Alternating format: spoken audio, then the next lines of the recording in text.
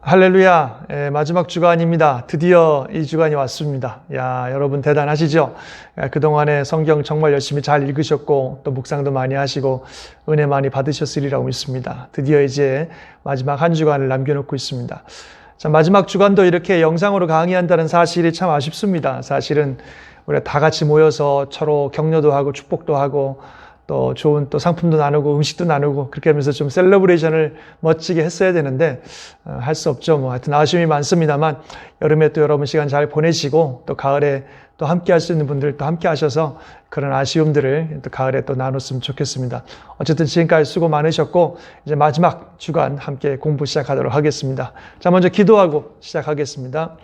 하나님 아버지, 그동안도 주님의 은혜 가운데 인도해 주시고 오늘 또 마지막 주간 공부를 시작합니다. 지혜, 은혜 주시고 하나님이 다스리시고 주의 뜻이 이루어지는 귀한 이 시간이 될 수 있도록 역사하여 주옵소서. 예수님 이름으로 기도드립니다. 아멘. 자, 마지막 시간인데요. 먼저 요절 암송부터 하겠습니다. 화면에 요절 암송이 이 마지막 슬라이드에는 준비가 안 돼 있는데 뭐였죠? 로마서 8장 1절 2절이죠. 시작. 그러므로 이제 그리스도 예수 안에 있는 자에게는 결코 정죄함이 없나니 이는 그리스도 예수 안에 있는 생명의 성령의 법이 죄와 사망의 법에서 너를 해방하였음이니라. 로마서 8장 1절 2절. 그 다음에 빌립보서 4장 6절 7절. 아무것도 염려하지 말고 다만 모든 일에 기도와 간구로 너희 구할 것을 감사함으로 하나님께 아뢰라. 그리하면 모든 지각에 뛰어난 하나님의 평강이 그리스도 예수 안에서 너희 마음과 생각을 지키시리라. 아멘. 두 구절이었습니다. 자, 이제 오늘 로마서 이제 이 15주차인데 오늘 사실 다룰 내용들이 굉장히 많습니다. 에베소서부터 시작해서 목회서신 또 일반 서신들 또 요한계시록까지 가야 되기 때문에 좀 빨리빨리 진행을 할 거고요. 그리고 사실 에베소서 또 그 다음에 디모데전서, 디도서, 디모데후서, 그 다음에 히브리, 베드로전후서, 요한 1, 2, 3서, 유다서 이런 성경들을 쭉 볼 텐데 이 교재에 설명이 잘 되어 있고 또 어렵지 않기 때문에 여러분들이 읽으시면 잘 이해가 되시고 또 은혜를 많이 받으시리라고 믿습니다. 그래서 설명을 좀 간단하게 요약을 하고 그리고 요한계시록에 대한 부분들을 좀 할 수 있는 부분 조금 더 얘기하고 그렇게 오늘 마무리하면 좋을 것 같아요. 자, 제일 먼저 에베소서입니다. 우리가 지금 지난주에 이제 감옥에서 쓴 옥중서신, 갑자기 그 단어가 생각나네. 옥중서신을 우리가 봤어요. 뭐였었어요? 에골빌빌, 에베소서, 골로새서, 빌레몬서, 빌립보서인데 우리가 빌립보서부터 봤고 그 다음에 빌레몬서, 골로새서 이렇게 봤죠. 자, 이번 주에 이제 그 옥중서신, 바울의 네 번째 여행, 로마에 죄인으로 끌려갔던 그 여행, 그 다음에 옥에 갇혀서 그가 쓴 편지 중에 하나인 에베소서를 먼저 보겠습니다. 에베소서인데요. 에베소서는 아시는 것처럼 로마에서 이제 에베소로 보낸 편지입니다. 에베소라고 하는 이 도시로 보낸 편지인데 사실 이 에베소는 바울이 그 2차 또 3차 전도여행, 특별히 3차 전도여행 때 굉장히 많은 시간들 거기에 머물면서 공을 많이 들였던 곳입니다. 약 2년 넘게 그곳에 있으면서 제자들을 가르치고 하는 그런 일들을 했던 아주 중요한 지역이에요. 이렇게 지역적으로도 봐도 유럽이나 아시아나 이런 쪽을 연결하는 아주 중요한 몫을 감당하는 그런 지역입니다. 사실 이 에베소가 그런데 당시에 그 무역의 중심지였는데 거기에는 또 수많은 종교들이 많이 몰려 있었고요. 특별히 우리 사도행전을 보면 그 바울이 에베소에 갔을 때 그 아데미 여신을 막 숭배하는 사람들이 반란을 일으켜서 바울이 큰일 날 뻔했는데 그 아데미 여신상, 즉 아르테미스, 로마로는 그 다이아나 여신이라고 하는 그 신전이 있는데요.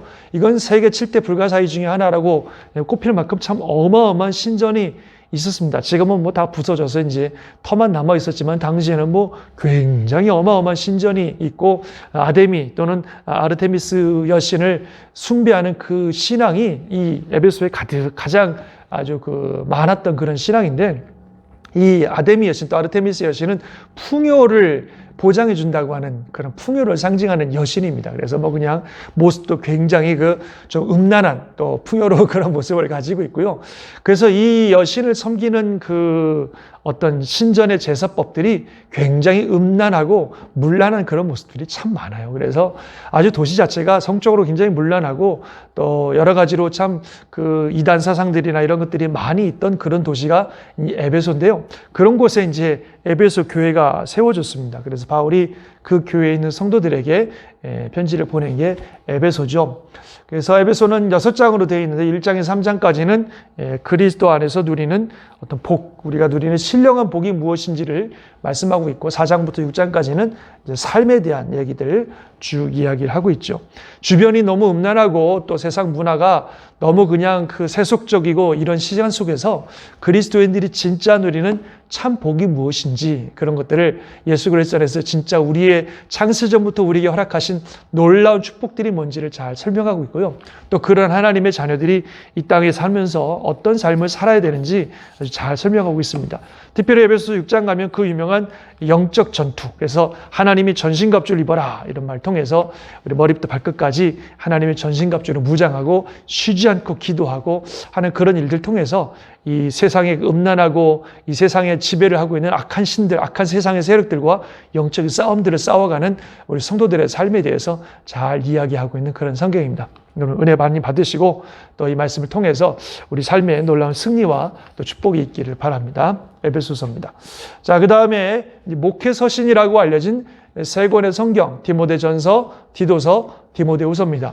이것은 바울이 이제 로마의 감옥에 2년 동안 감금돼 있다가 석방이 됐어요. 석방이 돼서 아마도 이제 서바나도 갔다 온 것 같아요. 그때 서바나도 갔다 오고 그렇게 사역을 하다가 이제 그때 이제 적은 서신서들이 바로 이 목회 서신이라고 하는 세 권의 성경입니다. 그래서 디모데 전서, 디모데에게, 그 다음에 디도서, 디도에게, 디모데 후서, 마지막 이제 죽기 전에 쓴 마지막 편지입니다. 먼저 디모데 전서는요, 디모데에게 보낸 편지입니다. 디모데가 사실 어디서 목회를 했냐면 지금 방금 말씀드린 에베소에서 목회를 했어요. 얼마나 에베소가 문란하고 힘든 곳인지 말씀드렸죠. 그래서 그곳에서 목회하는 이 디모데. 바울은 이 디모데를 영적으로 자기 아들과 같이 여겼던 참 귀한 사람이고 그 어머니는 유대인이고 아버지는 이방인이지만 정말 외조모 또 어머니 이렇게 해서 어려서부터 신앙을 해서 잘 자랐던 좋은 믿음의 청년이고 또 좋은 믿음의 목회자입니다. 좀 유약하고 몸도 그렇고 어떤 그 성품적인 면에서는 좀 연약한 부분들이 없지 않아 있었지만 그래도 정말 헌신적으로 사역했던 귀한 사역자고 바울이 참으로 아꼈던 사람이 이 디모데인데 그 디모데에게 이제 보낸 편지가 에베소죠. 사실 바울이 연금 상태에서 이제 석방된 후에 디모데와 함께 에베소를 방문했었습니다. 그래서 거기서 문제를 일으키는 사람들을 좀 처리하기도 하고 그러다가 이제 그는 다시 나왔는데 디모데는 그 속에 남겨놓으면서 그 목회를 이제 하게 됐죠. 그래서 그 디모데에게 전해주는 목회적인 입장에서 많은 조언들을 하고 있는 게 디모데 전서입니다. 그래서 회중과의 관계, 사역자 행동 뭐 이런 것들 여러 가지 중요한 목회적인 성들을 잘 이야기를 하고 있죠. 특별히 그가 이제 그 믿음 안에서 잘 서서 항상 복음을 잘 전하라고 하는 그런 말씀들을 전해주고 있습니다. 뭐 그 정도 배경을 가지고 여러분 읽으시면 좋겠습니다. 그 다음에 디도서는 디도 목사님에게 보낸 편지인데요. 디도는 당시에 이 그레데 섬이라고 하는 요 섬에서 사역을 하고 있었습니다. 이 그레데 섬이라는 이 섬도요, 굉장히 그 말썽이 많은 섬이에요. 그래서 거기 보니까 뭐 게으르고 거짓말 많이 하는 그런 아주 사람들로 아주 유명한 섬이 이 그레데 섬인데 그곳에 바로 이 디도라고 하는 목사님이 파송되었고 그래서 그 파송되어진 디도 목사님에게 보낸 편지가 디도서입니다. 디도는 이방인인데요. 그런데 예수 믿고 목회자가 되는 훌륭한 분이죠. 참 귀한 분이고 그래서 그분에게 주시는 귀한 편지고 그 땅에서 어렵지만 사역을 잘 감당하라고 하는 그런 격려 또 그곳에 있는 사람들을 조심하라고 하는 여러 가지 편지 내용들이 바로 이제 디도서입니다. 디도서. 그래서 회중에게 장로에게 편지들이 있습니다. 그 다음에 마지막으로 이제 디모데 후서죠. 이제 바울이 남긴 서신서 중에 가장 마지막 서신서가 디모데 후서입니다. 바울이 이제 다시 또 붙잡혔어요. 붙여서 이제 이번에는 풀려나지 못하고 순교할 것을 바울이 이제 알고 있었습니다. 그래서 죽기 전에 마지막으로 남긴 편지가 디모데 후서입니다. 사실 그 당시에 이제 기독교에 대한 박해가 본격화되기 시작했거든요. 우리가 잘 아는 네로 황제를 비롯해서 그 이후에 아주 기독교인들을 굉장히 많이 핍박하고 또 많이 죽이고 하여튼 참 그런 어려운 시기에 바울이 잡히게 된 겁니다. 그래서 바울은 자기가 이제는 살아남지 못하고 있어 죽을 거라는 것을 알고 있었습니다. 그래서 마지막으로 디모데에게 개인적으로 편지를 보내면서 또 디모데가 목회하는 데 있어서 또 시대적인 어려움 속에서 어떻게 목회해야 되는가 하는 부분들을 잘 남겨준 편지가 디모데 후서입니다. 내가 모든 달려갈 길들을 잘 마쳤다고 하는 그런 믿음의 고백도 있고 참 귀한 유언과 같은 그런 편지가 디모데 후서입니다. 그래서 디모데 후서를 통해서 바울의 마지막 인생 또 그가 남긴 교훈들을 우리가 잘 살펴보면 좋겠습니다. 로마에 가보면 이제 바울이 이렇게 참수된 바울 참수교회라는 게 있어요. 저도 지난번에 한번 가봤었는데 전설에 의하면은 이 바울이 이제 돌멩이 같은 거 이렇게 놓고 그의 목이 이렇게 돼갖고 이제 이렇게 칼로 참수가 돼서 죽었는데 뭐 이런 말씀드려 죄송합니다만 그 잘린 목이 이렇게 한 번, 두 번, 세 번 튀었다 그래요. 근데 그 잘린 목이 이렇게 떨어져서 튄 자리에 샘이 솟아났다. 그래서 그 샘 자리를 잘 이렇게 보관해 놓은 곳이 바울 참수교회라고 하는 교회가 로마에 있습니다. 참 바울의 인생 보면 정말 하나님을 위해서 평생 헌신하며 살다가 또 주님 옆에 영광스럽게 순교한 그런 귀한 삶을 살았던 것을 볼 수 있습니다. 그러면서 정말 나의 모든 인생, 내가 달려갈 길, 나의 믿음, 선한 싸움 다 싸우고 달려갈 길 다 마치고 믿음을 지켰다고 하는 그의 고백, 그리고 나를 위해서 의의 면류관이 예배되었다고 하는 그 고백, 너무나 귀한 고백인데 저와 여러분도 하나님께서 우리에게 허락하신 인생 마무리할 때 그런 귀한 고백하고 주님 품에 안기는 그런 복이 있었으면 좋겠습니다. 그래서 디모데 후서 바울의 마지막 편지를 그렇게 보게 되겠습니다. 자, 그 다음에 이제 일반 서신 또는 공동 서신이라고 알려져 있는 성경들입니다. 이런 성경들인데요. 8권이죠, 전체가. 그래서 8권의 일반 서신들인데, 일반 서신을 일반 서신이라고 여기는 뭐 지금 야고보서가 빠졌죠. 야고보서는 지난번에 했으니까. 그래서 베드로 전후서, 유다서, 히브리서, 요한 1, 2, 3서, 그 다음에 야고보서까지 해서 8권이죠. 근데 이제 이런 일반 서신 또 공동 서신이라고 하는 이유가 뭔지 말씀드렸죠. 여러 저자가 썼고 무엇보다도 그 편지를 쓴 대중들이 특정한 대중이라기보다도 일반 성도들을 대표로 대상으로 해서 편지를 썼기 때문에 우리가 그냥 소위 일반 서신 그렇게 부르는 성경들입니다. 그래서 이제 베드로전서, 유다서, 베드로후서, 히브리서, 요한 1, 2, 3서 이런 성경들이 있습니다. 제일 먼저 베드로전서를 보시겠습니다. 베드로전서는 베드로가 썼죠. 그 주제는 시련 중에 우리의 소망이요 모범이 되신 그리스도다 그랬습니다. 바울의 그 마지막 편지인 디모데후서와 시대가 거의 같습니다. 그리스도인들에 대한 핍박이 본격화되면서 참으로 그리스도인들이 많은 시련과 어려움을 당하게 되고 많이 죽게 되고 그런 과정 속에서 베드로가 이런 시련 중에도 믿음을 잘 지키고 그리스도에게 소망을 두고 잘 견디라 하는 그런 내용들이 이 베드로 전서의 내용입니다. 그래서 고난을 참으면 하나님 앞에 의롭고 또 칭찬받는 삶이 될 것이고 또 고난받는 것이 오히려 복이 된다라고까지 얘기하면서 고난을 잘 견디라 하는 그런 이야기들을 하고 있습니다.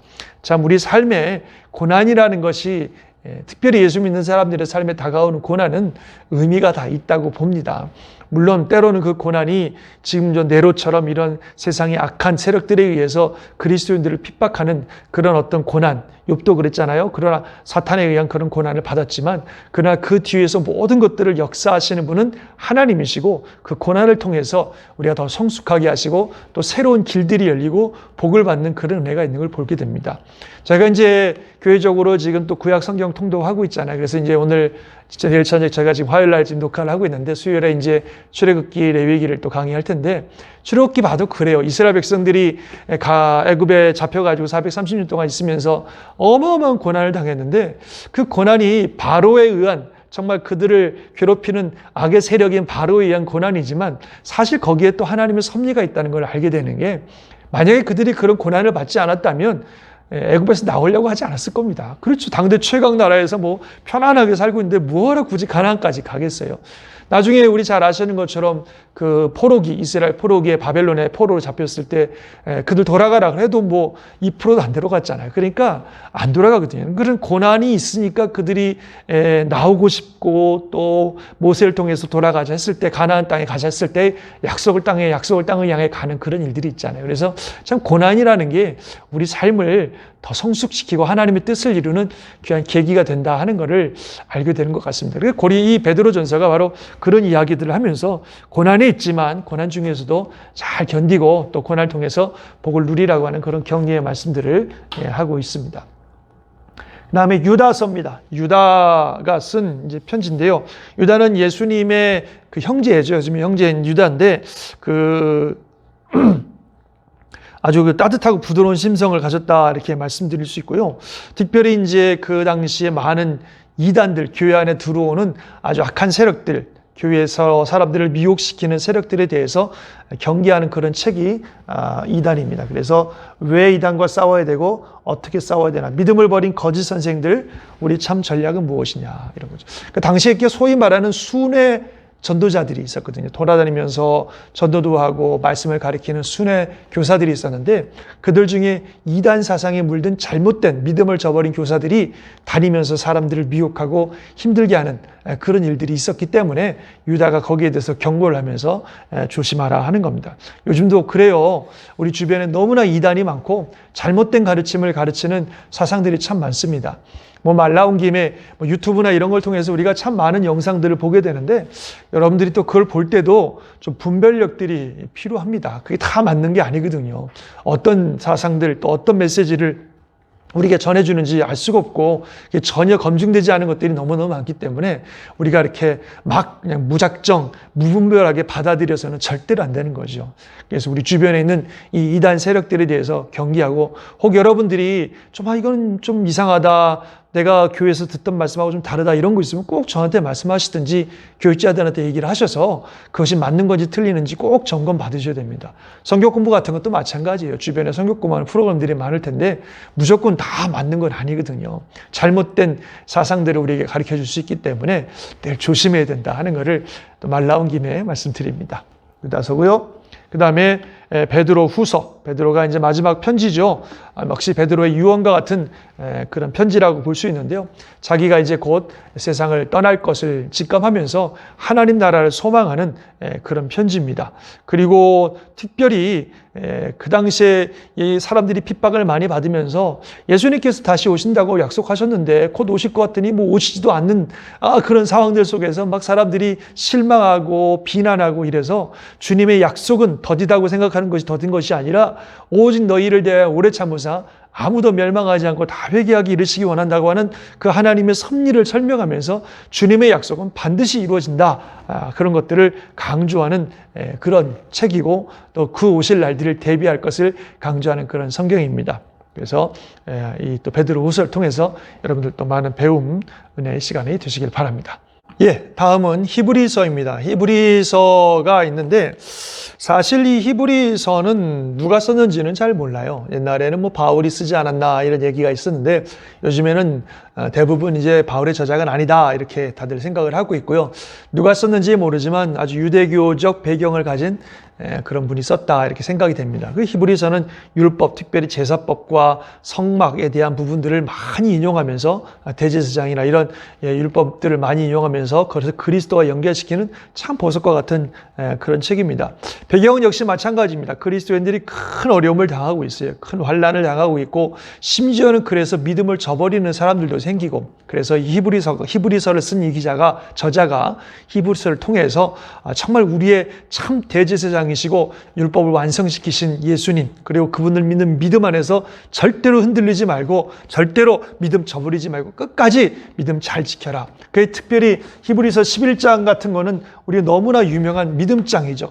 믿음. 그러면서 믿음은 바라는 것들의 실상이요 보이지 않는 것들의 증거다. 그렇게 말씀하고 또 하나님께 나아가는 자는 반드시 그가 계신 것과 자기를 찾는 자들에게 상 주시는 이심을 믿어야 할지니라 이렇게 말씀하고 있고 또 12장에 가서는 믿음의 주여 온전하게 계시니 예수를 바라보자. 저는 그 앞에 있는 즐거움을 위하여 십자가를 참으사 부끄러움을 개의치 아니하시더니 하나님 보좌 우편에 앉으셨느니라. 이러면서 막 그 끝까지 믿음을 지켜갈 것들을 강조하는 그런 책이죠. 그래서 예수님이 그 어떤 것보다도 뛰어난 분이고 그 예수님을 끝까지 바라보면서 믿음을 잘 지키자 하는 것들을 권면하고 있는 그런 책이 또 히브리서입니다. 여러분들도 은혜 많이 받으시기 바랍니다.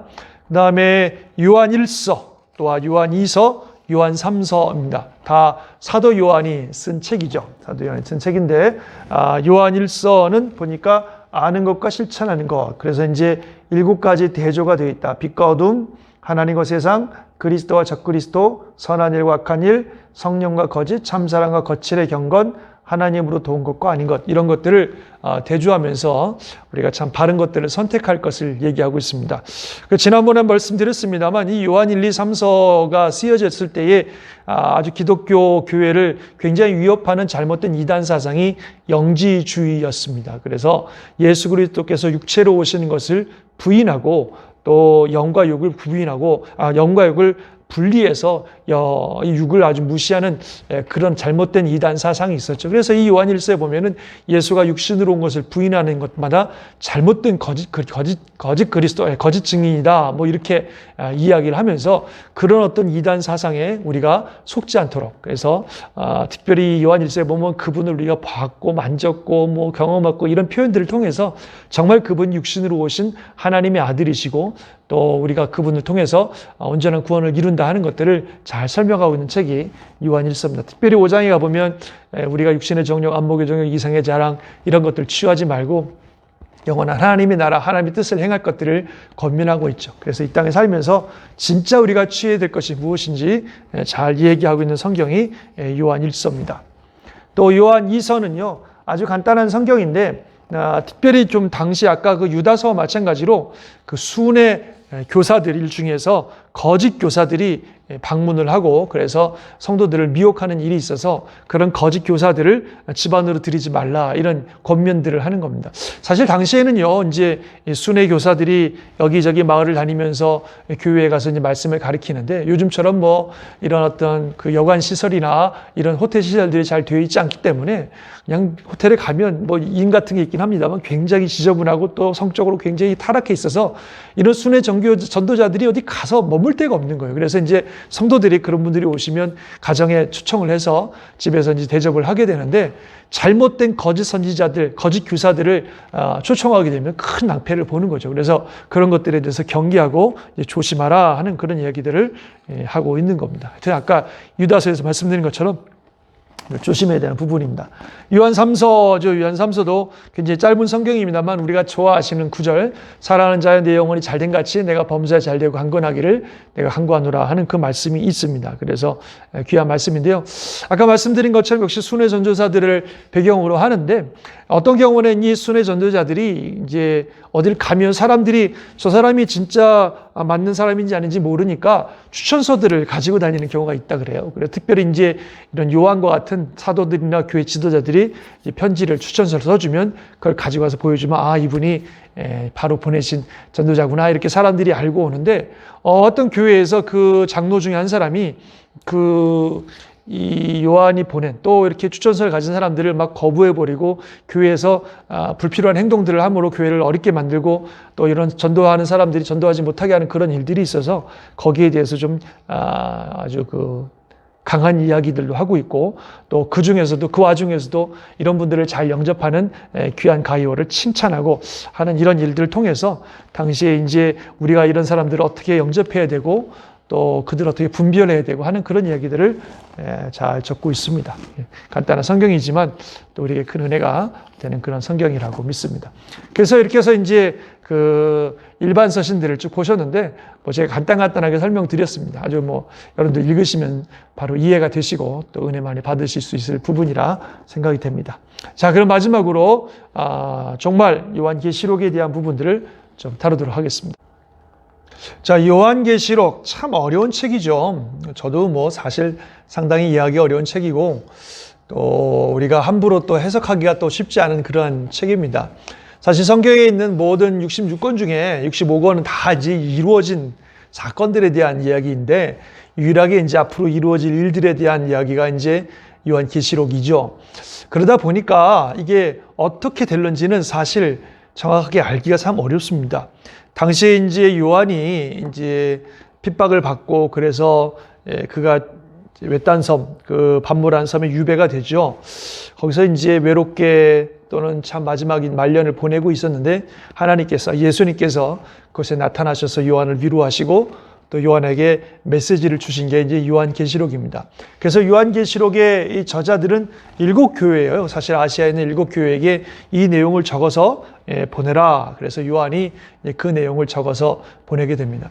그 요한계시록은요, 사실 요한계시록이 기록된 목적은 앞으로 무슨 일이 일어날 것이다, 몇 월 며칠에 뭔 일이 일어난다, 이런 것들을 예언해 주는 것도 좋지만 그것보다 사실 더 중요한 것은 당시 고난을 당하고 있던 아시아의 교회들, 그 교회들에게 이 편지를 통해서 지금은 그 로마의 황제들과 세상의 악이 세상을 지배하고 또 하나님을, 예수를 믿는 사람들이 너무너무 고통을 당하고 있지만, 그러나 언젠가 주님은 다시 오시고, 주님 다시 오시면 이 세상 나라는 무너지고 하나님의 나라가 이 땅에 또는 영원히 서게 될 것이라고 하는 놀라운 궁극적 승리를 선포하는 데 목적을 가지고 있습니다. 그 당시에 그런 정말 심각한 핍박 속에서 신앙 지키기가 너무 힘들고 그래서 참 너무 고통스러워하는 이 성도들이 이 요한계시록의 메시지를 통해서 희망을 갖고 믿음을 갖고, 그래, 우리 주님 다시 오시면 이 모든 악의 세력들은 물러갈 것이고 또 패망할 것이고 하나님이 결국 승리할 거야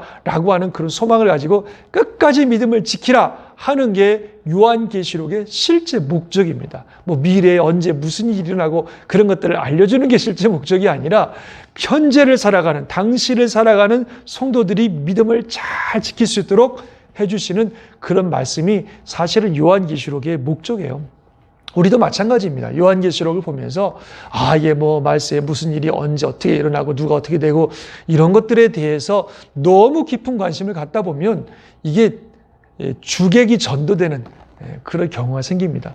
우리도 마찬가지거든요. 지금 요즘 세상 정말 하나님을 반역하고 모욕하고 하나님 없다 그러고 또 교회가 사람들로부터 욕을 먹고 참 복음 전파하기가 힘들어지는 세상 속에서 세속의 물결들이 그냥 가득하고 정말 세상에 이런 문화들이 그냥 온 세상을 지배하는 것 같고 예수 믿는 게 너무 힘드는 것 같은 이런 시대 속에 살지만 요한계시록의 말씀을 통해서 우리도 동일한 메시지를 받아야 됩니다. 아무리 세상이 대단해 보이고 문화가 대단하고 굉장히 세상이 빠른 속도로 변화되고 컴퓨터나 인포메이션을 통해서 정말 어떻게 될지 모르는, 인간이 진짜 신처럼 되는 거 아니야? 이런 생각이 들 만큼의 세상이지만, 그러나 이 세상 나라는 우리 주님 다시 오실 때 반드시 망할 것이고 하나님의 나라가 이 온 땅에 이루어지게 되고 하나님이 또 예수님이 세상의 왕으로 좌정하시고 주의 말씀 따라 믿음을 지키고 살았던 사람들은 놀라운 상급과 면류관을 받지만, 그렇지 않은 사람들은 그 행위대로 심판받는다. 이 악한 마귀의 세력과 사탄의 세력들은 다 심판받는다. 이게 중요한 거예요, 이게. 그래서 그 믿음을 가지고 세상이 어떻게 바뀌든지 우리는 정말 믿음 잘 지키면서 끝까지 신앙생활 해야지. 이게 이제 요한계시록을 통해서 저와 여러분이 받아야 될 가장 중요한 메시지입니다. 그러니까 거기에 집중하시고, 그리고 어떻게 실제적으로 앞으로 일어나느냐 하는 일들은 조금 우리가 이렇게 좀 오픈 엔딩으로 놔두실 필요가 없어요. 놔두실 필요가 있어요. 그건 솔직히 가봐야 하는 일이거든요. 뭐 요한이요, 사실은 뭐 많은 환상들과 이런 것들을 얘기하지만 그가 그 환상을 본 거를 글로 쓰고 말이죠. 그 글로 쓴 걸 우리가 다시 보면서 뭘 봤는지 추측한다는 거는 사실 거의 불가능합니다. 왜냐하면 그가 가지고 있는 문화와 그가 가지고 있는 어떤 언어의 한계 속에서 우리가 지금 볼 때는 뭐 로켓이고 지금 볼 때는 뭐 대포고 지금 볼 때는 미사일이지만 뭐 요한이 볼 때는 그런 걸 본 적이 없으니까 뭐 이게 뭐 그냥 뭐 뱀이고 용이고 뭐 불이 나오고 뭐 이렇게 표현할 수도 있는 거거든요. 그러니까 사실 그가 보았던 것이 진짜 뭔지는 우리가 알 수는 없어요. 그래서 이것은 시대적으로 시대가 흘러가면서 그것이 이루어져야 알 수 있는 일이지만 어쨌든 그런 어떤 한계가 있다고 하는 것을 여러분들이 마음에 두시고 요한계시록을 보시면 좋겠습니다. 요한계시록 전체가 이런 구조로 이루어져 있어요. 그래서 1장에는 촛대를 거리시는 예수님이 이제 요한에게 나타나셔서 요한을 만나시는 그런 장면이 나오고 2장에서 3장까지는 7교회, 아시아 7교회에 보내는 메시지들이 쫙 나오고 4장에는 하늘 보좌에서 열리는 예배, 그 다음에 5장부터는 이제 드디어 이제 7인이 하나씩 떼어지는 또 어린 양에 대한 얘기. 그 다음에 7인, 7나팔, 그 다음에 7대접 이렇게 해서 재앙이 막 임하시는 재앙에 대한 이야기가 쭉 이제 이루어지고 있고 20장에 가서 이제 천년 왕국과 최후의 심판. 그래서 이 땅 가운데 천년 동안 주님이 다스리시고 주를 믿는 자들이 왕노릇하는 천년왕국이 이루어지고 그 후에 사탄의 세력이 완전히 패망해서 심판해서 유황불에 들어가고 모든 사람들이 하나님 앞에 심판받는 심판. 그리고 마지막 21장, 22장에는 그리고 나서 임하실 새하늘과 새 땅, 영원한 천국에 대한 이야기가 이렇게 기록이 되어 있습니다. 참 너무 귀한 책이죠. 그래서 이제 그 창세기 요한계시록의 또 하나의 의미는 이제 창세기에서 시작된 하나님의 구속의 역사가 완성되는 게 요한계시록입니다. 그래서 창세기와 요한계시록이 이렇게 일치되는 부분들이 많아요. 대조되는 부분들이. 그래서 창세기에 말씀했던 것이 요한계시록에 나오면서 이거 창세기 시작된 세상의 역사가 요한계시록으로 탁 마무리되는 그런 걸 보여주게 되는데요. 태초에 하나님이 창세기에서는 천지를 창조하셨고 요한계시록에는 그 창조하신 천지가 다 무너지고 다 사라지고 하나님께서 새하늘과 새 땅을 창조하시는 그런 역사를 보게 되죠. 그때는 어둠이 있었는데 새하늘과 새 땅에는 밤이 없고 거기에는 죽음이 있었죠. 그러나 죽음이 없고 사탄이 인간을 속였지만 여기서는 사탄은 완전히 사라져서 이제 더 이상 인간을 괴롭히지 않는 뱀이 최초에 승리했지만 어린 양께서 마지막 최후의 승리를 하셨다. 고통을 당하죠. 죄를 지음으로 고통을 당하지만 여기 사망도 없고 애통하는 것이나 고통한 일이 없는 그런 새로운 세계가 열리는 거고 땅이 저주를 받았지만 다시는 저주라는 게 없고 아담 안에서 생명나무로 나가는 길이 막혔죠. 그래서 이 두루 도는 화영검을 통해서 생명나무의 길이 막혔지만 그리스도 안에서 생명으로 나가는 길이 회복돼서 그냥 천국에 그냥 생명나무들이 주렁주렁 열려서 마음껏 먹게 되는 거죠. 그들은 하나님의 임재로부터 추방됐죠.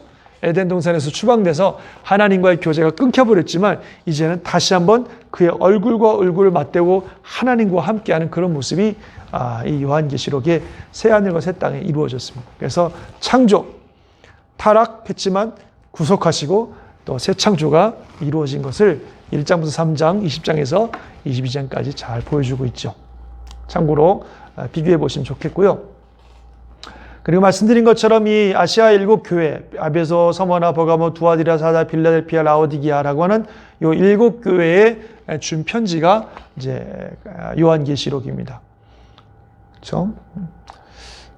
그래서 이제 요한계시록을 우리가 보는 방법이 이제 이 4가지 해석법이 있다. 이제 교재에 나오기 때문에 사실 이거를 설명드리긴 합니다만 뭐 그렇게 여러분들 잘 모르셔도 뭐 특별히 문제가 될 것 같지는 않은 겁니다.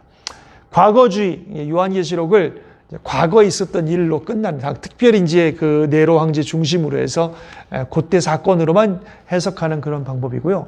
역사주의는 인류에 일어났던 굵직굵직한 사건, 지금까지 일어난 사건들과 요한계시록의 사건들을 연관시켜서, 그러니까 과거 이제 로마 시대뿐만 아니라 전 세계에 일어난 사건들을 좀 연관시켜서 얘기하는 겁니다. 뭐 한때는 뭐 컴퓨터가 6662니 뭐 이런 얘기들 많이 하잖아요. 그런 게 이제 과거 역사주의적인 입장입니다.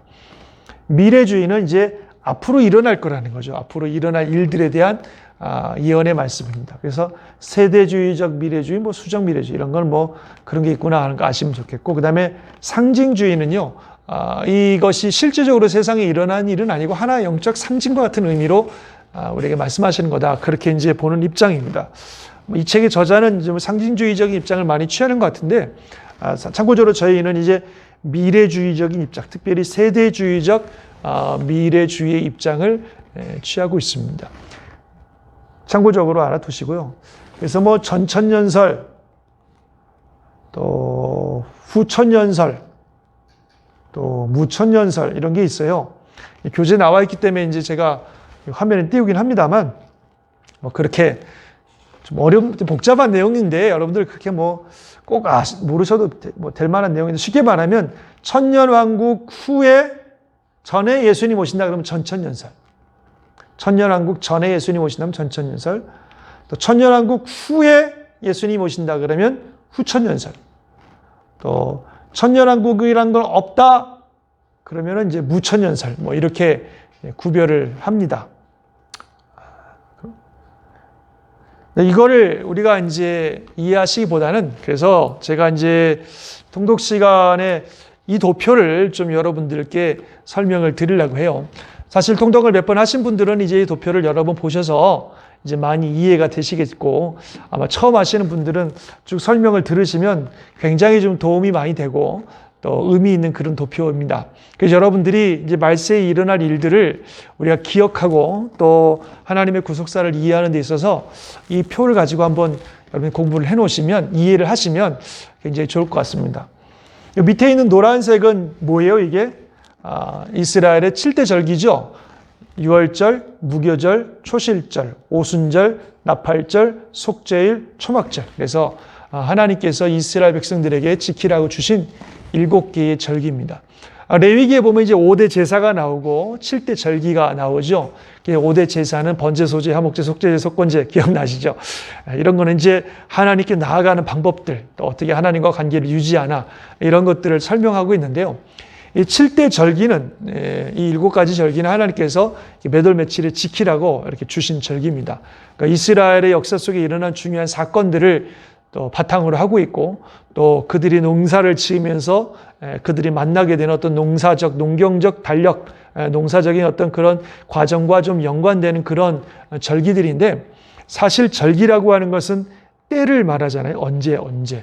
그래서 참 우리가 가만히 볼 때 하나님께서 이 레위기에 이스라엘 백성들이 주셨던 이 절기가 이 세상에 하나님이 펼쳐가시는 구속사의 흐름과 아주 묘하게 일치하는 것을 보게 됩니다. 그래서 이 절기 속에 하나님께서 이 세상에 이루어 가실 구속사의 비밀을 담궈 두시지 않으셨는가, 그렇게 보고요. 그렇게 우리가 좀 이 세계의 흐름들을 이해하는 겁니다. 보시면요, 유월절이 이제 1월 14일이에요. 1월 14일. 그래서 이제 해질녘부터 시작이 되죠.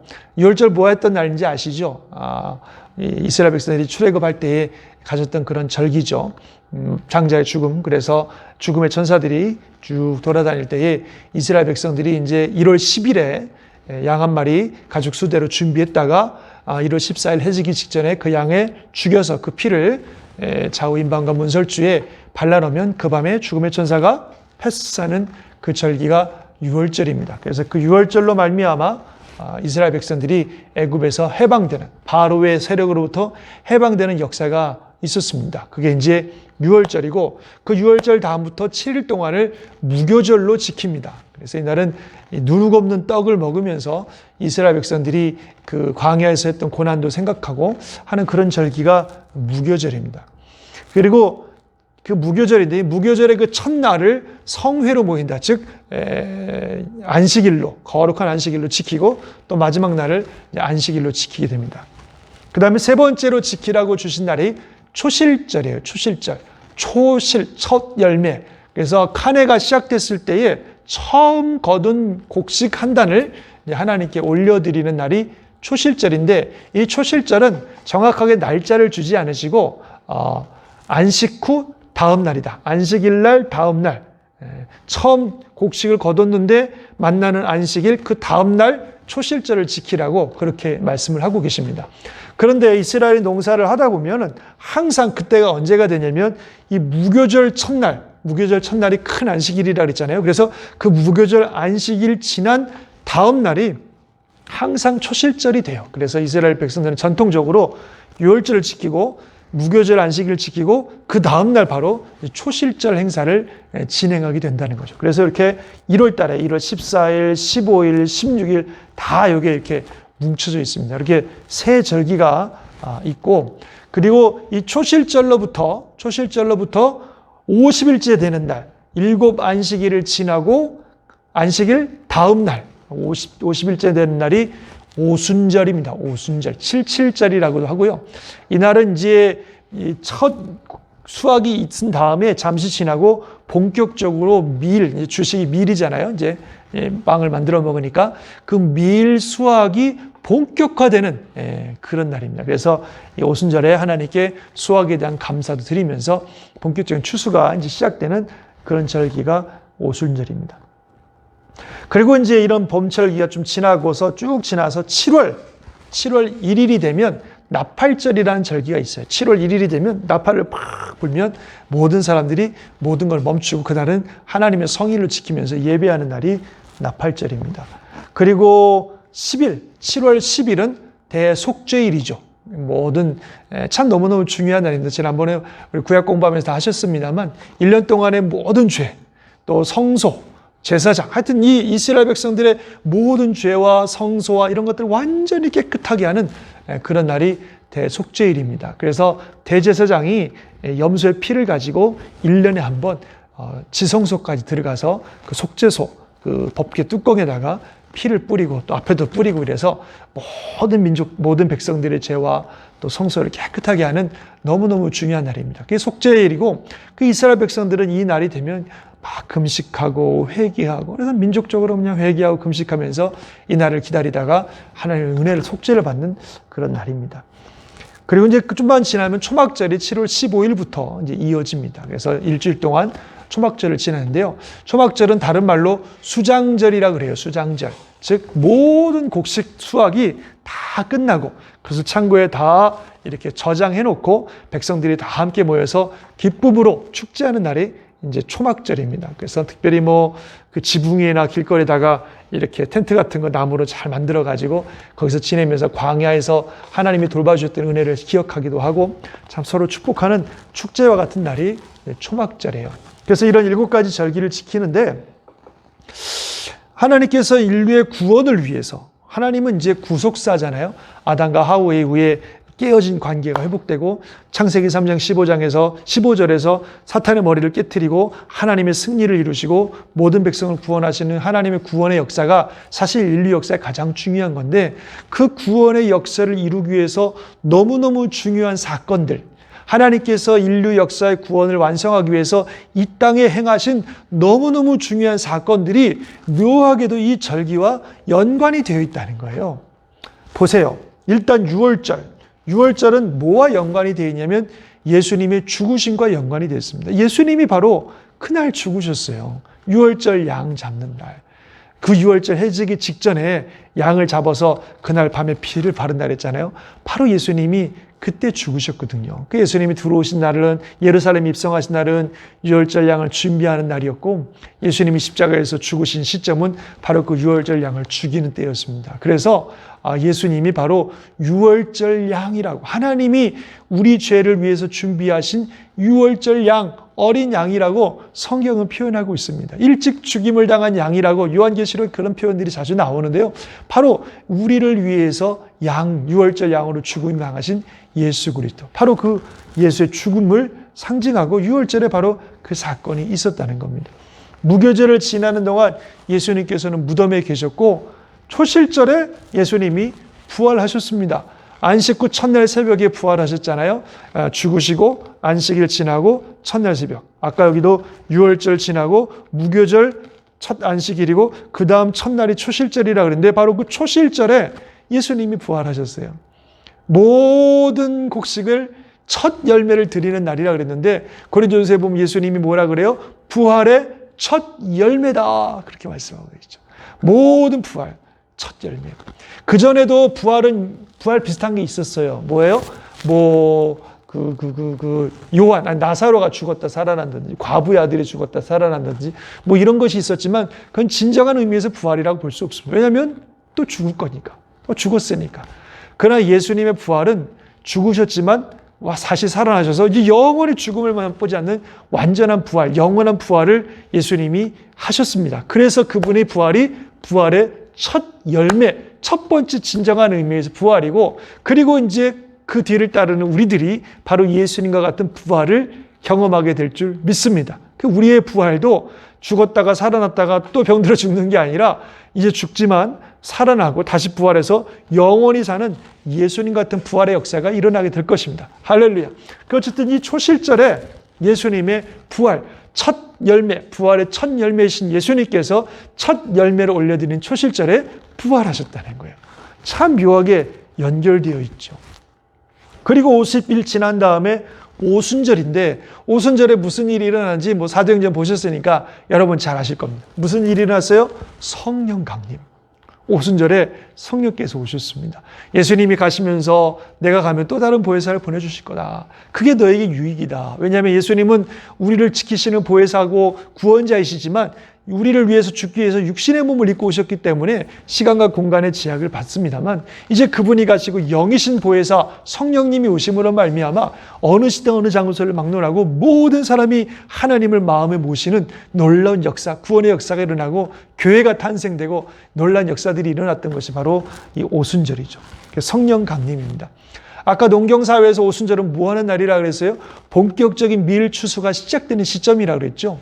영적으로 봐도 그래요. 성령 강림을 통해서 교회가 탄생되면서 본격적으로 영혼들이 구원받는 역사가 일어나는 거죠. 3,000명, 5,000명 구원받고 복음이 막 이방인으로 전파돼서 유대로, 사마리아로, 안디옥에 가서 바나바를 통해서 막 아시아로, 유럽으로, 로마로, 저 서바나까지 막 쫙 퍼져서 본격적인 영혼 수확이 시작되는 시점이 바로 이 성령 강림하신 오순절입니다.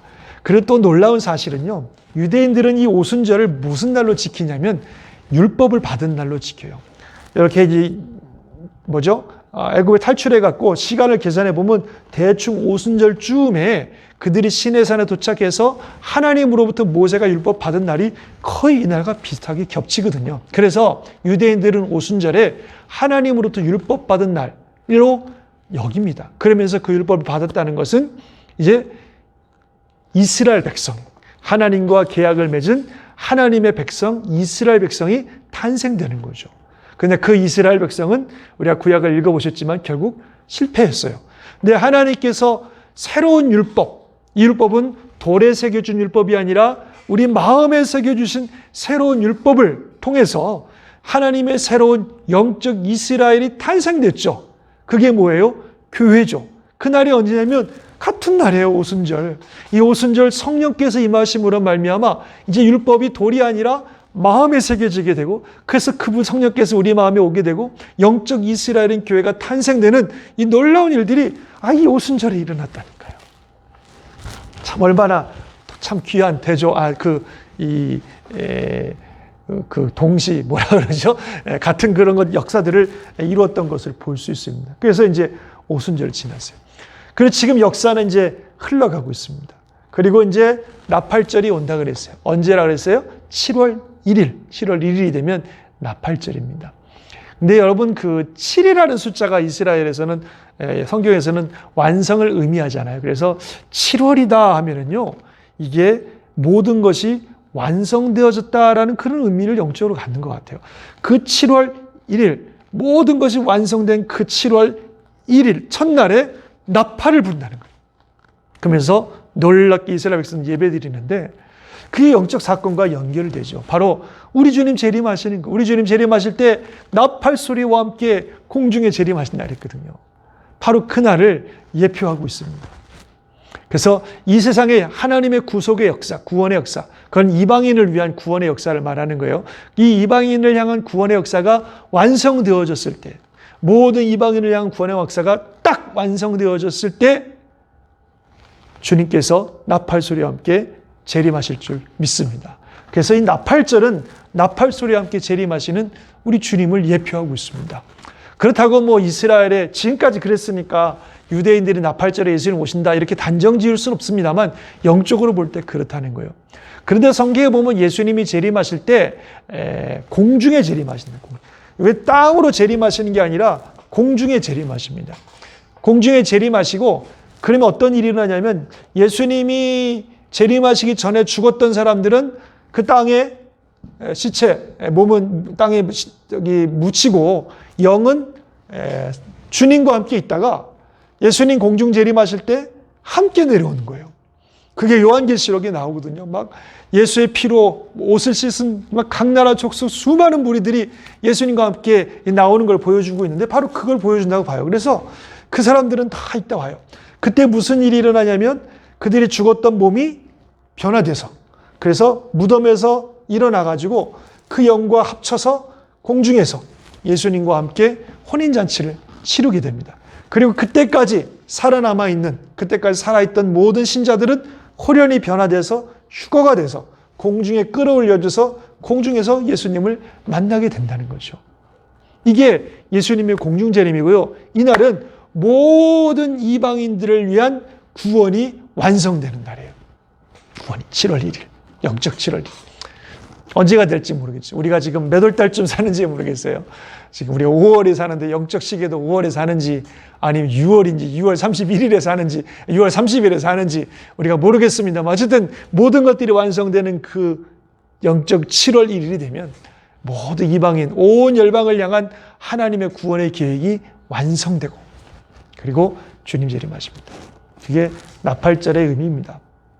그런데 우리 주님 재림하시고 온 인류를 향한 구원의 계획이 완성되는데 그러나 아직 남은 하나의 과업이 있어요. 그거는 유대인을 위한 구원입니다. 로마서에도 보면은 이방인에게 복음이 전해졌다가 그 숫자가 차면 다시 복음이 유대인으로 온다. 그런 말씀이 있어요. 그러니까 이방인들 모든 열방을 향한 하나님의 구원의 계획이 완성되면 마지막으로 구원의 역사가 이 유대인들에게 돌아오는 거죠. 유대인들은 참 특별한 민족이에요. 하나님이 선택한 민족이고 역사 속에 하나님이 사용하시던 민족이고 하나님이 이렇게 붙들어 주시는 민족이기 때문에 그렇게 망하는 걸로 끝나지 않습니다. 그래서 그 복음이 다시 유대인에게 오는 사건이 속죄일의 사건이에요. 속죄일. 그 이제 나팔 이렇게 해서 공중 재림이 이 땅에는 이제 7년 대환란이 일어나는 거죠. 7년 동안 어마어마한 환란이 일어나는데 3년 반쯤 되면요. 적그리스도라고 하는 인물이 나타나서 세상의 경제권, 또 정치권, 군사권 이런 것들을 한 손에 쥐는 아주 무서운 인물이 나타납니다. 근데 그가 유대인들과 서로 협약을 맺어서 유대인들이 오매불망 원하는 그 예루살렘에다가 성전을 지어주는 거죠. 유대인들은 사실 다윗과 같은 그런 메시아가 오기를 기다리고 있잖아요. 그래서 이 이스라엘이 세상의 최강의 나라가 되고 특별히 그 예루살렘 성전터에 지금 이슬람 회당 사원이 있는데 그거 부시고 싶어도 부시지 못하잖아요. 부시면 큰일 나니까 3차 대전이 일어나는 거죠. 주변이 다 아랍 국가들이니까. 그래서 그걸 참 짓기를 원하는데 이 세계 정치와 경제와 군사력을 쥐고 있는 한 인물이 나타나서 그걸 해주니까 성전도 지어주고 유대인들과 협약을 맺으니까 유대인들은 이 사람이 메시아인 줄 알고 드디어 우리가 기다렸던 메시아가 왔다고 그를 메시아처럼 떠받치게 된다는 겁니다. 근데 한 3년 반쯤 지나면서 이 메시아라고 믿었던 이 사람이 돌변해가지고 막 성전에 올라가서 막 이상한 짓을 하고 말이죠. 자기를 숭배하라 그러고 말이죠. 전혀 그 아주 악한 사탄과 같은 그런 일들을 저지르는 걸 보면서 이스라엘 백성들이 속았구나. 저게 메시아가 아니구나. 그래가지고 그 적그리스도의 세력과 이스라엘 민족이 전쟁이 일어난다는 거예요. 막 전쟁을 일어났는데 이스라엘 백성들은 자기들이 이길 줄 알았는데 이 적그리스도의 세력에 의해서 참패를 하게 된다는 겁니다. 그러면서 이스라엘 백성들이 회개하기 시작하는 거예요. 우리가 잘못 생각했구나. 그러면서 드디어 비로소 2000년 전에 오셨던 예수 그리스도 십자가에 죽으셨던 그분이 정말 메시아구나. 이 정치적인 메시아 기다리고 있었고 이 사람이 어떻게 줄 줄 알았는데 사실상 그게 아닌 걸 보면서 자신들이 드디어 깨닫게 되고 그때 민족적으로 깊은 회개를 하는 그런 역사가 있을 거라는 겁니다. 그게 바로 속죄일의 역사예요. 속죄일. 유대인들 민족이 회개하여 죽게 돌아오는 그런 일들. 그래서 이 유대인들도 회개하고 많은 유대인들이 죽게 돌아오는 놀라운 역사가 있을 것이라 하는 겁니다. 그래서 그 일이 끝나면 이제 주님이 지상으로 내려오신 지상. 땅으로 공중재림하셨던 예수님이 그냥 입에서 칼이 나오는 모습으로 지상에 내려오셔가지고 그냥 지상에 있는 모든 사탄의 세력들 말이죠. 다 잡아다가 무적행이라고 하는 감옥에 그냥 가둬버리고 이 땅에는 천년왕국. 1000년 동안, 1000년이 뭐 우리가 생각하는 1년, 2년, 3년, 1000년일지 아니면 어떤 다른 의미일지 모르지만 어떤 천년왕국이 이 땅에 펼쳐지고 그래서 예수님과 그를 믿었던 사람들이 왕 노릇하는 그런 놀라운 세상이 펼쳐집니다. 거기까지가 이제 이 땅의 역사예요. 이 땅의 역사. 천년왕국. 천년왕국이 끝나면 백보자 심판이라는 게 있어요. 그러면 이제 하나님이 보좌에 탁 앉으시고요. 이따 요한계시록에 나옵니다만 그 앞에 책들이 탁 펼쳐져 있어서 사람들이 탁 하나님 앞에 나와서 심판을 받습니다. 그때는 예수 믿는 사람들 다 부활해요. 전에 한번 말씀드렸던 것 같은데 요 예수 믿는 사람들은 요때 부활하는 거 첫째 부활이라고 그러고, 심판받으려고 천년왕국 지난 다음에 부활하는 것을 둘째 부활, 이거는 생명의 부활, 이건 심판의 부활, 이렇게 말씀드렸었어요. 그래서 정말 이 땅에 존재했던 모든 사람들이 다 다시 살아나서 심판받습니다. 우리가 주신 이 생명은 없어지는 생명 아닙니다. 하나님이 주신 하나님의 영적 생명들이기 때문에 이게 없어지지 않아요. 그래서 다 부활해서 하나님의 보좌 앞에, 백보좌 앞에서 심판을 받습니다. 그래서 예수 믿고 또 주님을 따랐던 자들은 영원한 천국으로 인도되었지만, 또 그렇지 않은 사람들은 영원한 지옥으로 가게 됩니다. 자, 이게 이제 이 질대절기와 연관시켜서 우리가 본 마지막 모습이죠. 아까 말씀드린 것처럼 저희는 지금 이쯤 어디 살고 있어요. 영적 7월 1일에 얼마나 가까워 있는지 아직 모르겠습니다만, 시대를 볼 때 참 많이 가까웠다 생각은 됩니다만, 지금 앞으로 이제 이러한 일들이 펼쳐질 것이다 하는 것이 저희 교단의 입장이고, 또 저희가 성경을 보는 입장입니다. 자, 그래서 과거주의, 역사주의, 미래주의 이렇게 해서 설명을 드렸습니다. 요것만 알고 계셔도 돼요. 사실 이런 용어들은 우리가 익숙하지 않은 용어고 또 중요하지 않은 용어니까 모르셔도 되고, 요것만 이렇게 잘 기억을 하고 계시고 이해하시면 좋겠습니다. 됐죠?